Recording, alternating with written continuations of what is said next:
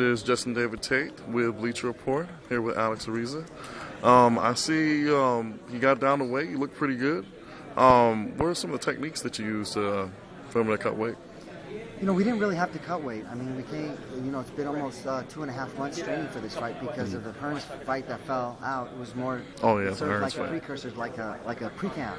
So by the time we got to Los Angeles, he was already in good shape and the weight was already down. So we got to focus more on the conditioning and the physical, and the strength part, as opposed to just, you know, dealing with the weight. So, I mean, you saw him physically look good and strong, and he was.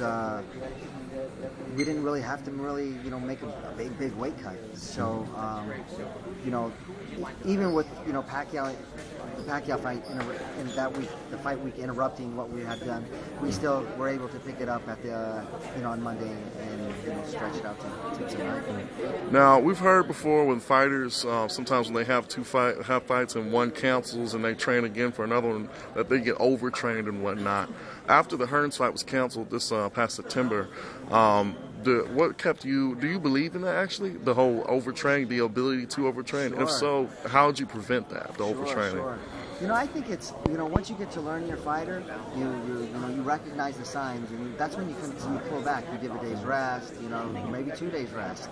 Sometimes you change something. Sometimes you take sparring out, or you take some boxing out, or you take some of the strength and conditioning out.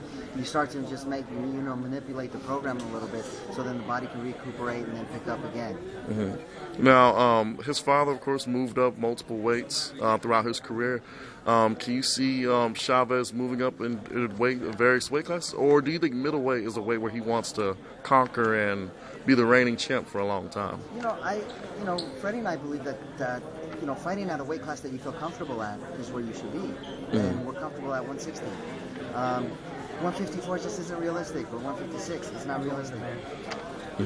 So I think we didn't have any problems with Duddy getting to 160. We didn't have any problems with Lyle, Spick, and we definitely didn't have any problems. It came in at 159 3/4 for this fight, so we didn't have any problems for this fight.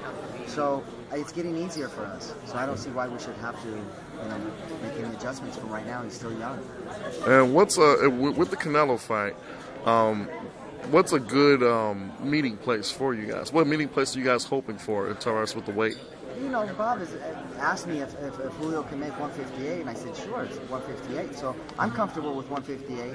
I mean, when you start to make, you know, if you start to make stipulations on a fight that aren't like, oh, they want him to make 158, but they don't want him to move up more than 10 pounds after, you know, the next. I mean, when you start to put, you know, all kinds of crazy stipulations on a fight, then you just say you don't want to fight.